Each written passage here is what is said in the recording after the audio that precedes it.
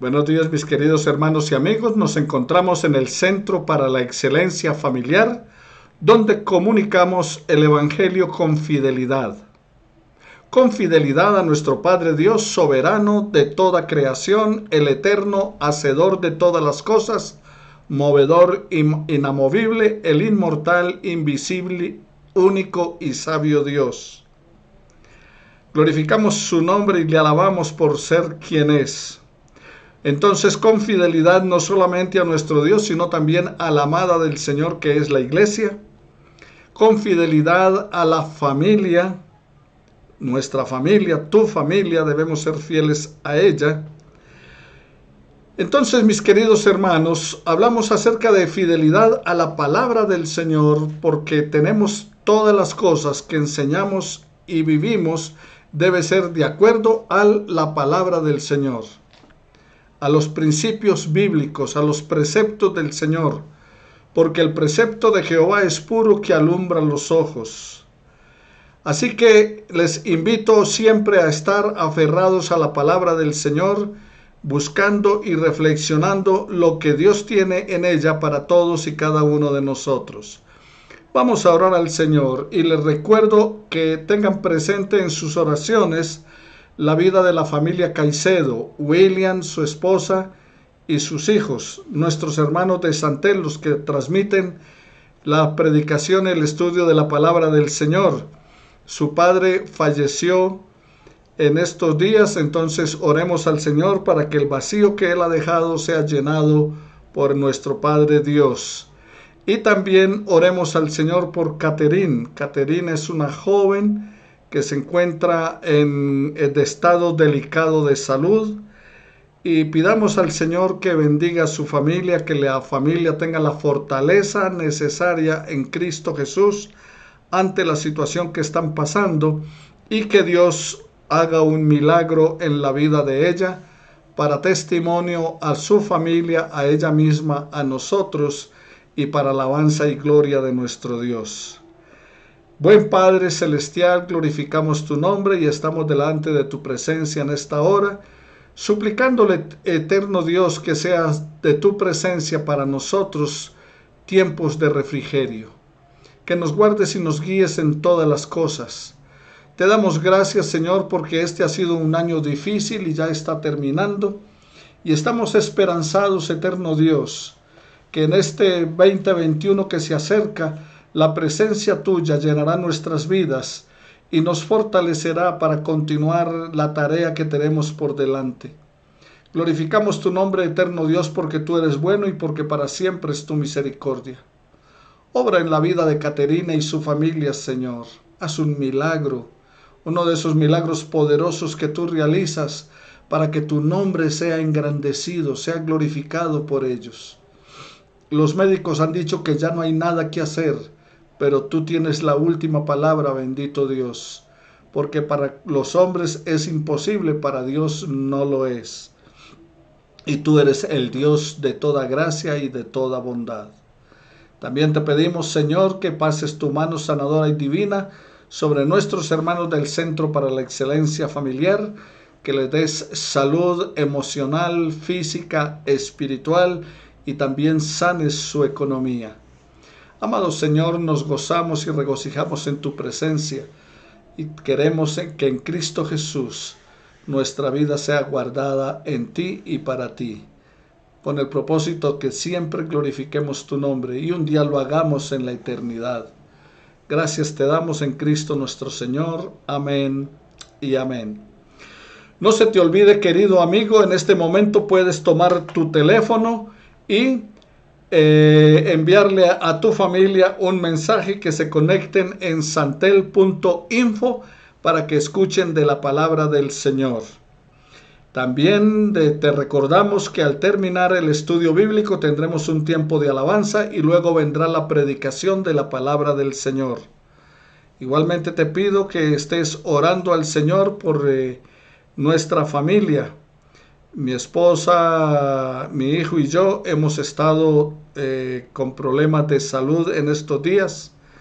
Así que hoy estoy haciendo un esfuerzo para poder compartir con ustedes la palabra del Señor. Y pidan al Señor que me devuelva la salud. La necesitamos para seguirles sirviendo. No olvides entonces, mis queridos hermanos, que después del estudio, la alabanza y luego la predicación de la palabra del Señor. Hoy estamos estudiando el sermón desde el monte y estamos en el estudio número 12. Hemos estudiado Jesús y el dar, Mateo capítulo 6, versículos 1 al 4. También Jesús y la oración, Mateo capítulo 6, versículos 5 al 15. Y hoy iniciaremos Jesús y el ayuno. Aquí en Mateo, en el capítulo 6, de los versículos 5 en adelante de la palabra del Señor, versículo 16, Mateo 6, versículo 16, cuando ayunes no seáis austeros como los hipócritas, porque ellos demudan sus rostros para mostrar a los hombres que ayunan. De cierto os digo que ya tienen su recompensa. Pero tú, cuando ayunes, unge tu cabeza y lava tu rostro, para no mostrar a los hombres que ayunas, sino a tu Padre que está en secreto, y tu Padre que ve en lo secreto, te recompensará en público. El tercer ejercicio espiritual que encontramos en la palabra del Señor en el sermón desde el monte es el que hace referencia al ayuno. Y nuevamente enfatiza que la motivación para el ayuno no puede ser aplauso o admiración de la gente.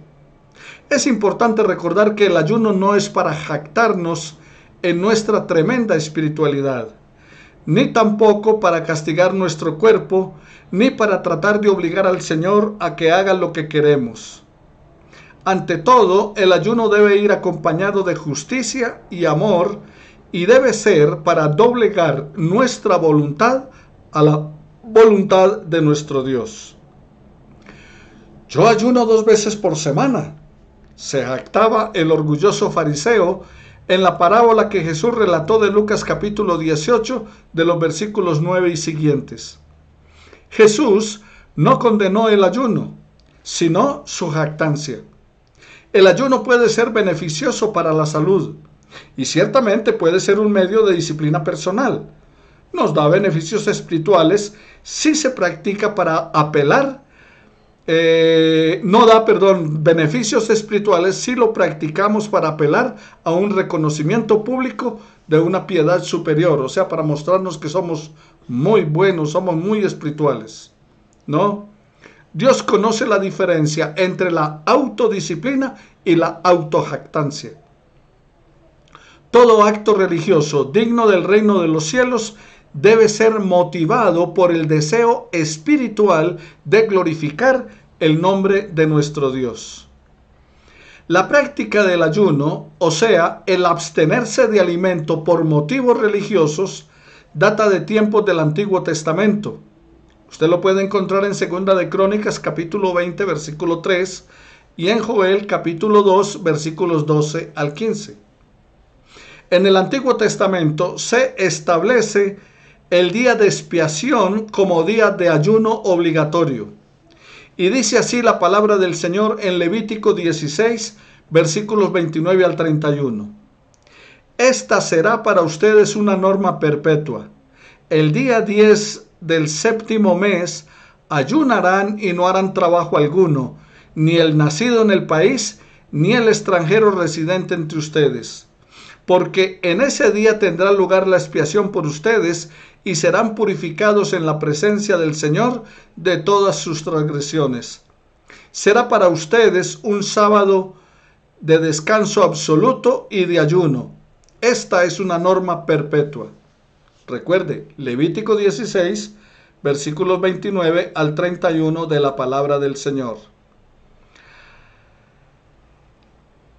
El ayuno nacional y obligatorio que encontramos aquí en este texto es una convocatoria que se hace a toda la nación. Pero también en la Biblia encontramos ayunos privados y aún comunitarios. Por ejemplo, se accionaba como una muestra de dolor ante la muerte de un ser querido. O sea, alguien que perdía un ser querido no comía, se quedaba un tiempo sin comer en tiempo de ayuno, pero también se hacían ayunos ante un peligro nacional. Y el pueblo lloraba para suplicar la ayuda de Dios cuando iban a ser atacados por los enemigos, o sea, un peligro nacional. Y un ejemplo de esto lo encontramos en Segunda de Crónicas, en el capítulo 20, versículo 3, cuando el rey Josafat proclamó en ayuno para todo Judá debido al peligro que se les cernía sobre su pueblo, ya que habían unos enemigos hecho una coalición para marchar contra Jerusalén. También se nos dice que Daniel ayunó esperando recibir respuesta de Dios en cuanto al cumplimiento de la profecía de Jeremías, Daniel capítulo 9, versículo 3.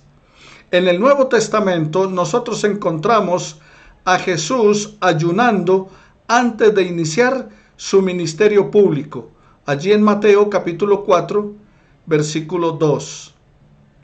El profeta Isaías tiene una crítica muy fuerte al ayuno que se celebraba en su época.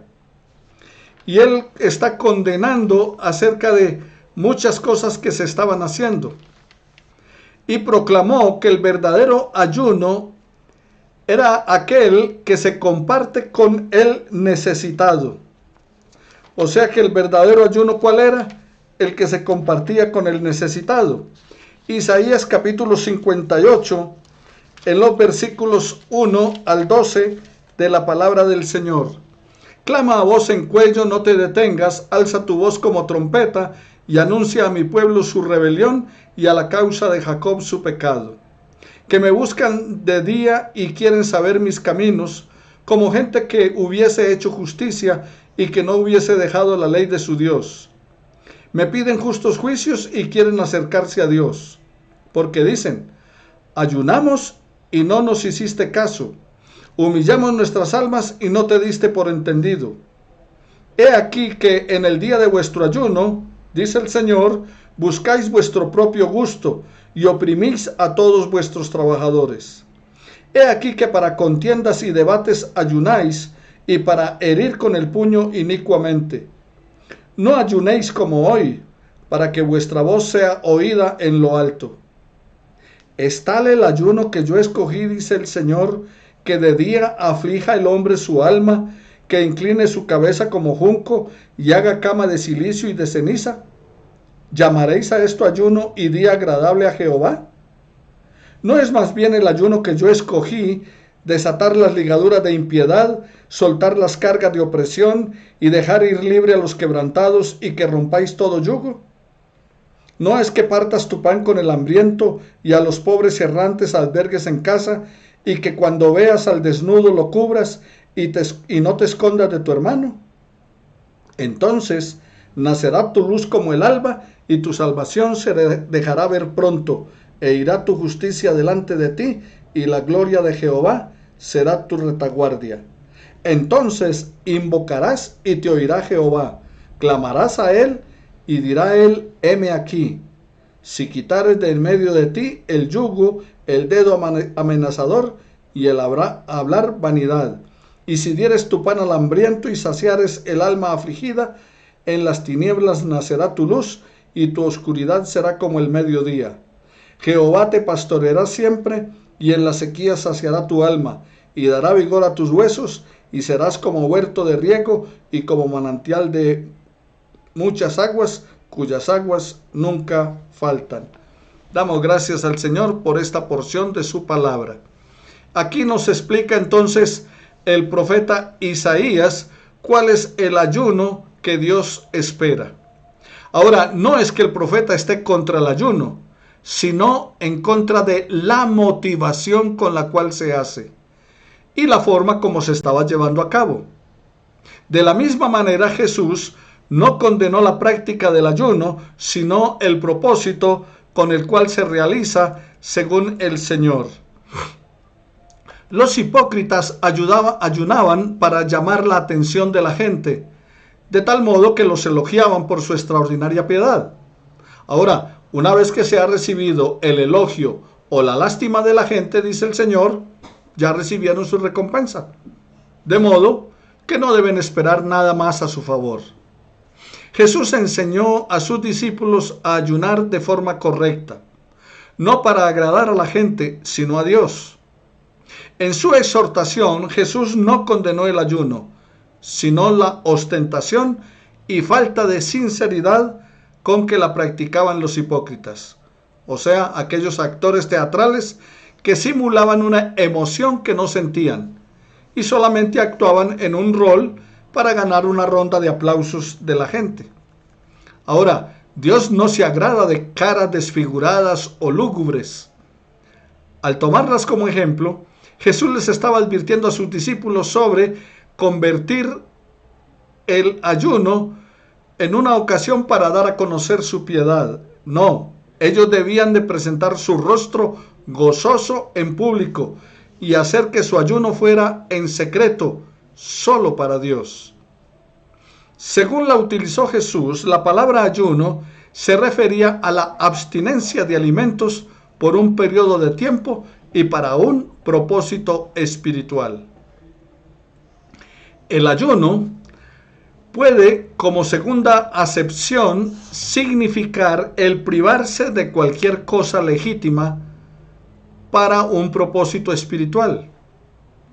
No hay duda que lo que Jesús tenía en mente era esto.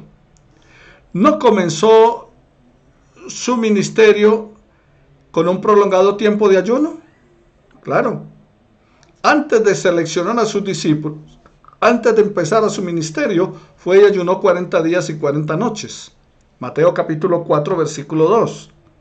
Pero debe recordarse también que Jesús fue acusado al mismo tiempo por su ascético estilo de vida, porque fue acusado, claro, falsamente, de glotón y bebedor. Aquí Jesús instruye a sus discípulos acerca de el espíritu y la forma del verdadero ayuno. Dice, unge tu cabeza y lava tu rostro para no mostrar a los hombres que ayunas. Sin embargo, notemos que no les mandó a ayunar. Perdón, pero tampoco señaló ningún tipo de ayuno como parte de ejercicios espirituales de su reino. Mateo capítulo 9, versículo 14, Mateo 18, versículo 18 y 19. Ahora, aunque Jesús no abolió el ayuno, Jesús lo apartó del legalismo del antiguo pacto para colocarlo en la libertad del nuevo pacto. Eso fue lo que hizo el Señor Jesús. Entonces, veamos lo que dice ese versículo 14. Entonces vinieron a él los discípulos, o sea, Mateo 9, 14. Entonces vinieron a él sus discípulos de Juan diciendo, ¿por qué nosotros y los fariseos ayunamos muchas veces y tus discípulos no ayunan? Y en el capítulo 18 dice la palabra del Señor de Mateo, versículos 18 y 19, de cierto os digo que todo lo que atéis en la tierra será atado en el cielo, y todo lo que desatéis en la tierra será desatado en el cielo. Otra vez os digo que si dos de vosotros se pusieran de acuerdo en la tierra acerca de cualquier cosa que pidieres, les será hecho por mi Padre que está en los cielos. Así que lo que la palabra del Señor está planteando es que Jesús no pidió en ningún momento el ayuno como un tipo de ejercicios espirituales para su reino. No lo abolió, lo que hizo fue apartarlo del legalismo que tenían en aquella época. En ninguna parte del Nuevo Testamento el ayuno es obligatorio para el creyente. El creyente tiene libertad de ayunar o no, según su elección. Jesús ni lo recomendó ni tampoco lo condenó. No es un requisito legalista. El ayuno es una reacción espiritual espontánea para circunstancias especiales. El hecho, mis queridos hermanos, es que no todos los cristianos sienten que el ayuno es una ayuda para la oración.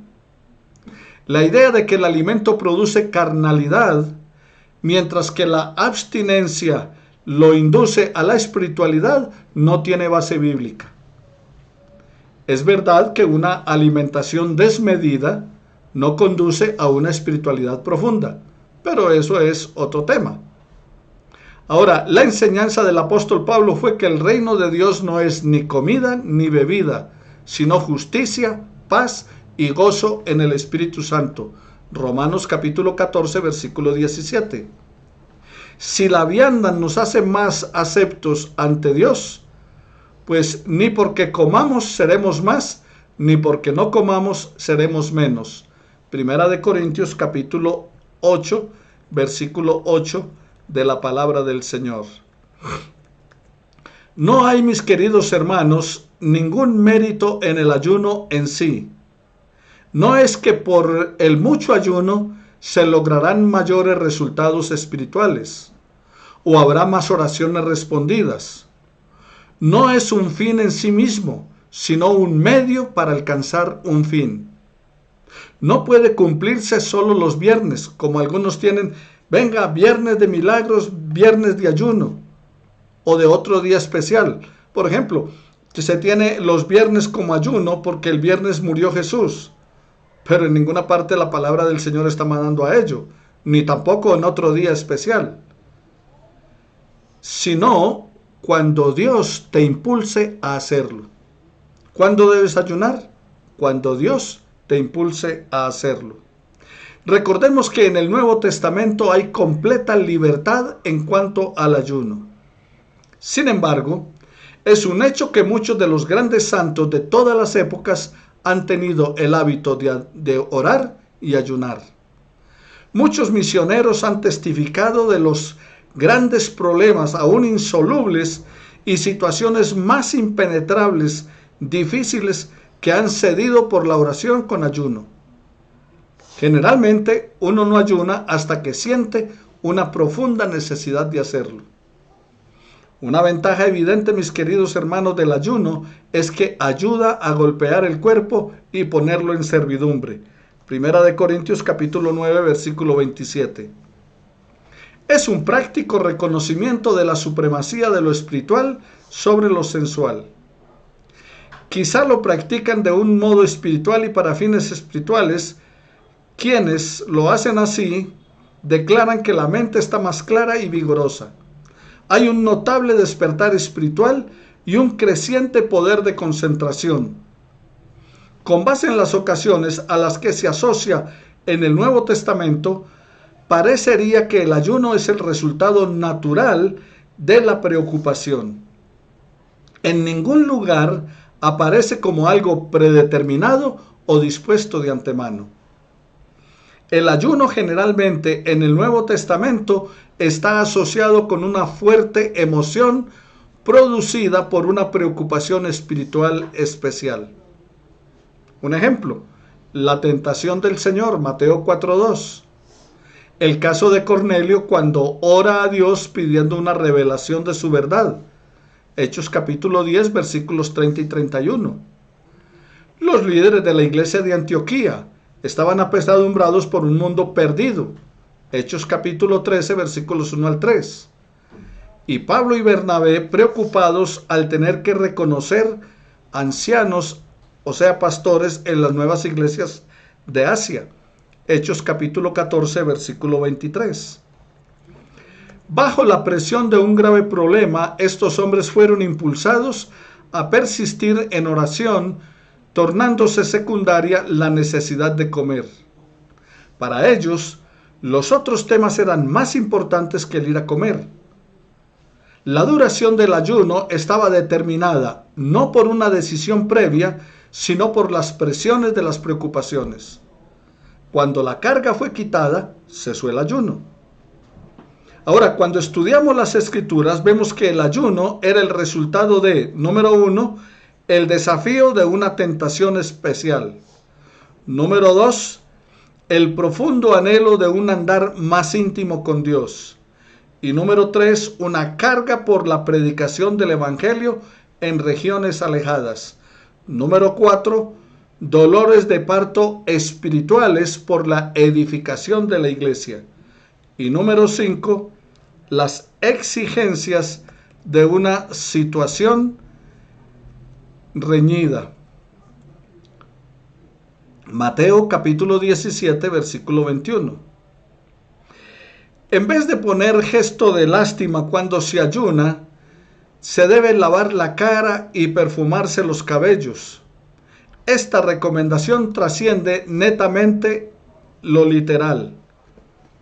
Se debe ayunar no para esgrimir la piedad, sino para humillarnos delante del Señor. El ayuno, mis queridos hermanos, nunca puede ser un medio para jactarnos de nuestra piedad y nuestra espiritualidad. Tampoco para presionar a Dios a hacer lo que queremos que Él haga. Ayunamos para expresar nuestro sentimiento al Señor, para doblegar nuestra voluntad a su voluntad. El ayuno nunca debe ser una huelga de hambre para presionar a Dios a que responda a nuestros caprichos, sino un acto de sincera adoración a Él.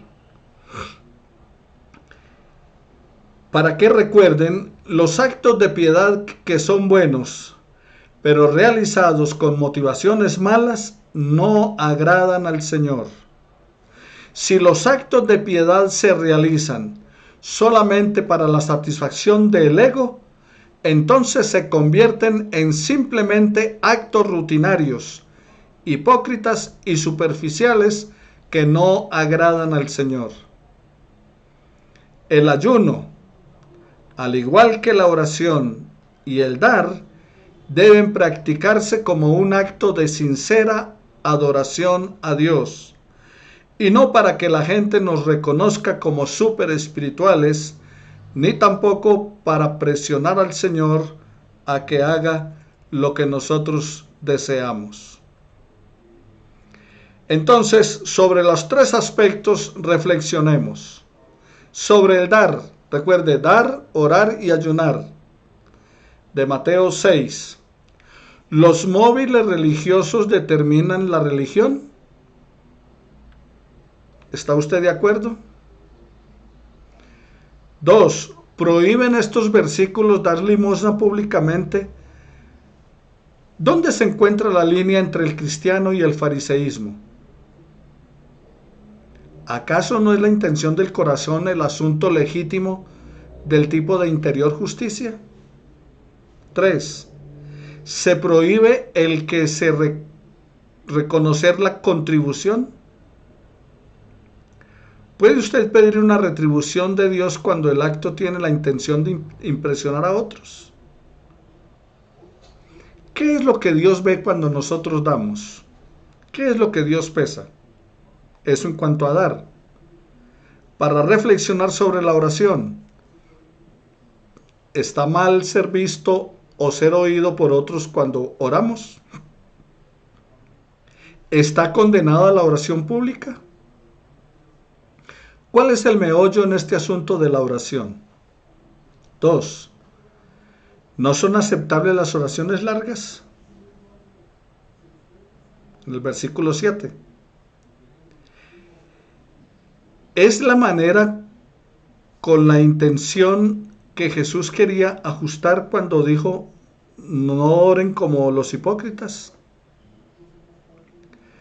¿No se deben pronunciar oraciones bonitas? 3. ¿Debe una oración estar bien hecha para que tenga validez? ¿Debe ser siempre añadida la expresión en el nombre de Jesús? ¿Por qué cosas, número 4, por qué cosas no podemos orar? Número 5. ¿Debiste repetir la oración que se encuentra en los versículos 9 al 13 del capítulo 6 de Mateo? ¿O sería esto arriesgado en el sentido de vanas repeticiones? O sea, él está repitiendo el Padre Nuestro, vez tras vez. Y sobre el ayuno, para reflexionar. ¿Piensa usted que el sacrificio de hábitos físicos en deferencia con y el espíritu es justificable en alguna oportunidad? ¿Adopta usted una actitud o una apariencia de piedad con el objeto de impresionar a otros? ¿Adopta usted un vocabulario o tono de voz que cree simbólico de la religión porque piensa que se espera eso de usted? ¿Y podría un cristiano practicar y promulgar la conducta cristiana y no por convicción personal ni por sentimiento interior, sino por la costumbre del medio? Que estos mis preguntas e inquietudes nos ayuden a reflexionar sobre el estudio que hemos tenido de los tres aspectos que se tenían como primordial en la vida de fe: el dar, el orar y el ayunar. Veremos la próxima semana entonces nuestro estudio número 13. Que el Señor te continúe bendiciendo, querido hermano y amigo. Padre, gracias te damos por tu palabra y te pedimos, eterno Dios, que nos ayudes a entender y comprender el propósito tuyo para nuestras vidas y que el estudio, Señor, hecho nos ayude a ser edificados por ti, a fin de poner en práctica, por obra, lo que hacemos. Señor, que cuando demos para la iglesia o para los necesitados, no busquemos la recompensa de los hombres, ni ser reconocidos. Que cuando oremos haya sinceridad en nuestro corazón, y que cuando ayunemos lo hagamos porque tú has puesto la motivación en nuestra mente y corazón para hacerlo, y no tratando de presionar una respuesta tuya a una necesidad. Gracias, eterno Dios, por tu palabra. Gracias por orientarnos en nuestra vida de fe cada día. Que tu Espíritu Santo nos guíe hacia toda verdad. Es nuestra súplica en el nombre de Jesús. Amén y amén. Bendiciones, mis queridos hermanos. Continuamos entonces con la alabanza y luego la predicación de la palabra del Señor.